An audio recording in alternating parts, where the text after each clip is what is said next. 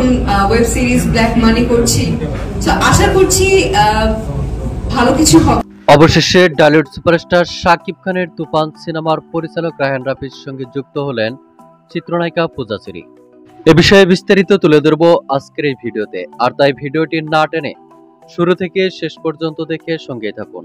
প্রিয় দর্শক, Tollywood superstar Shakib খানকে নিয়ে তুফান সিনেমা বানিয়ে বিশ্বে আলোড়ন সৃষ্টি করা পরিচালক রায়হান রাফি, যাকে নিয়ে সোশ্যাল মিডিয়ায় চলছে বেশ আলোচনার ঝড়।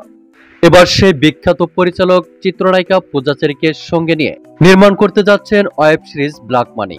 এর মধ্যে চিত্রনায়িকা পূজা চেরিকে সঙ্গে নিয়ে প্রেস মিটিংও করেছেন পরিচালক রায়হান রাফি। শুধু তাই নয়, চিত্রনায়িকা পূজা চেরির একটি মেকআপের ভিডিও ইতিমধ্যে সোশ্যাল মিডিয়ায় ভাইরাল হয়েছে, যেখানে চিত্রনায়িকা পূজা চেরিকে মেকআপ নেওয়ার সময় বেশ দুর্দান্ত লুকেই দেখা গিয়েছে।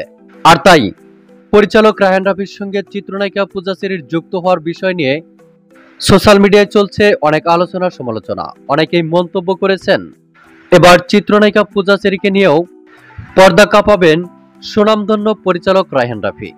তো প্রিয় দর্শক, রায়হান রাফির ব্ল্যাক মানিতে চিত্রনায়িকা পূজা চেরির যুক্ত হওয়ার বিষয় নিয়ে আপনার কি মন্তব্য, তা আপনার ধারণা মোতাবেক কমেন্ট করে জানিয়ে দিন নিচের কমেন্ট বক্সে।